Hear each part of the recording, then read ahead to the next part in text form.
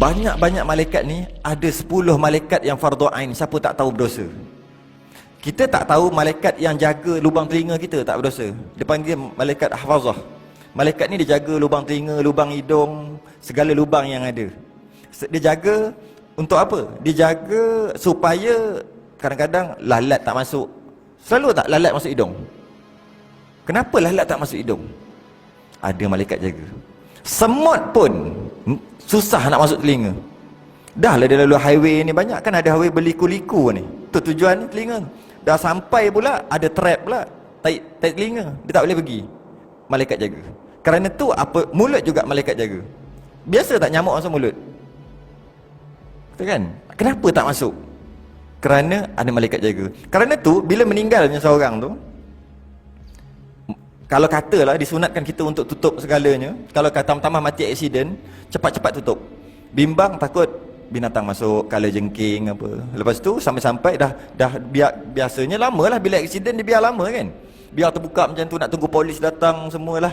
Lepas tu bawa balik rumah, masa nak mandi keluar ular lah, keluar kalajengking lah. Allah, masa muda-muda apa dia buat. Sedangkan takkanlah macam tu. Masa ketika dia aksiden dan meninggal tu, waktu tu malaikat dah pergi lah. Malaikat tak ada lah. Jadi oleh kerana tu binatang masuk, buat sarang dalam tu. Lepas tu perut makin kembung. Kita mulalah jadi cerita-cerita dalam TV tu. Sebenarnya tak macam tu. Sebenarnya tidak macam tu. Itu antara malaikat yang tak perlu, kita tak tahu tak berdosa. Cuma kita perlu beriman secara ijmal, secara borong.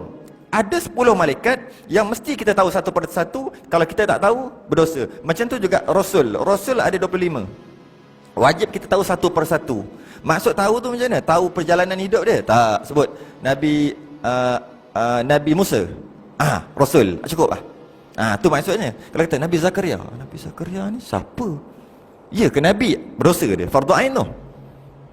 Lagi cantik kita tahu kehidupan dia lah.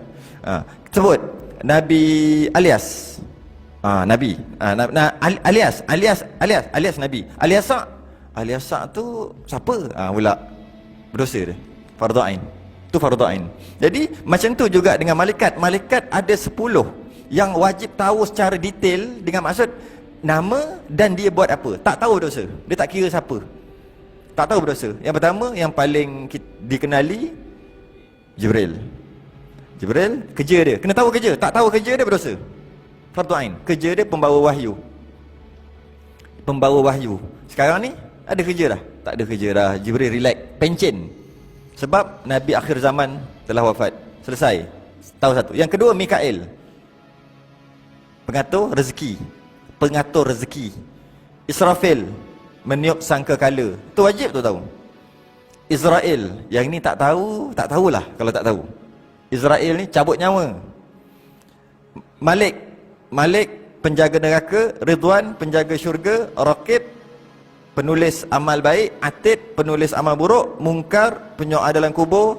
Nakir pengazab dalam kubur. Ataupun boleh kita sekaliguskan dia, Munkar Nakir maksudnya penyoal dan pengazab. Tapi secara detailnya, Munkar dia soal, Nakir dia belasah.